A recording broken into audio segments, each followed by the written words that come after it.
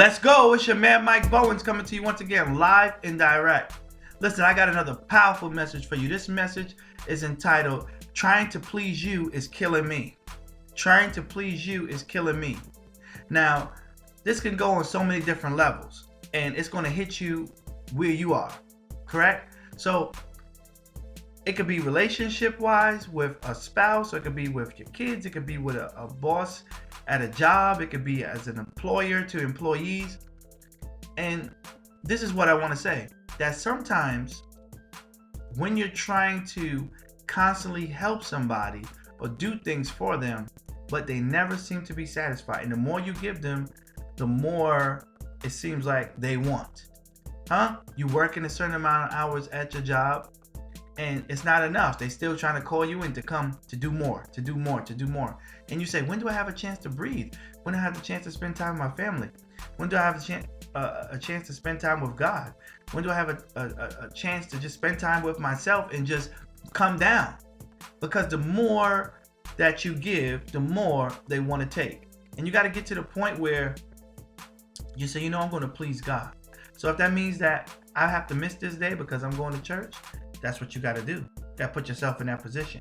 If it means that, listen, if a friend is constantly calling you with problems, it's not that you can't be there for them, but sometimes you need to be there for yourself.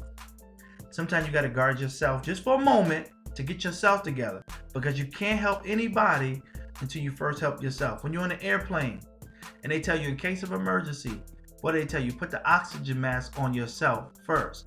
I mean, sometimes you got to take time out, shut the phone off, right? Put some worship music on, right? And just sit down or lay on the floor with a pillow or whatever and just worship and talk to God, that His Spirit can fill you back up again. Then you can be good to the world. But if you have a family and you have kids and they constantly ask you, mommy, or daddy, they don't mean well. They're just doing what kids do. So it's not even an attack against them, but you got to learn how to detach for a little while, because if not, you'll be so overwhelmed and so overworked and so emotionally distressed, you'll feel burnt out. And how can you be good to them? How can you be good to the world if you're not first filled up with the Spirit of God within yourself, right? Even with a spouse. Sometimes it's not that you don't love them or you don't care them, but you're trying to please so much that you're not taking out the time to refill up yourself with God. And sometimes people are so busy doing. I got to do this. I got to do this. I got to do that. I got to do that. They don't take a time to pause. Let me just chill for a minute. Let me woosah. Let me just sit down and drink a cup of tea. Read a song in the Bible. Watch the Nature Channel. Watch the HGTV, whatever. Just something just to come down for the moment. And when you're trying to please all the time, you think that by you doing that, it's making things better. It's putting you in a better position. It's making things right. But in fact, trying to do that trying to please them is killing you. Because now your body's tired. Now you're mentally tired. You're emotionally tired. And you're spiritually drained. And if you're around people who can't discern when you need a break, then you're definitely going to have to put the brakes on for yourself. And say, you know what? You got to put limits to certain things. Listen, I can't do this today. But tomorrow, I definitely can do this. I can't listen to the problems today. Or maybe we could reschedule this for another day, because, I'm feeling overwhelmed right now. And the key is to use your words to talk and say, you know what? I feel overwhelmed. I feel like I need a break. I just feel a little stressed out today. Or, I'm just going to take a nice long shower or long bath.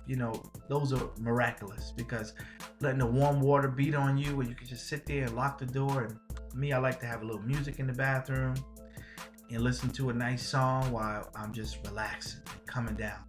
When I come out of that, I'm ready for the world again. But I needed a little time for me to just come down and get myself back into fighting mode, back into war mode, back into conquering mode, right?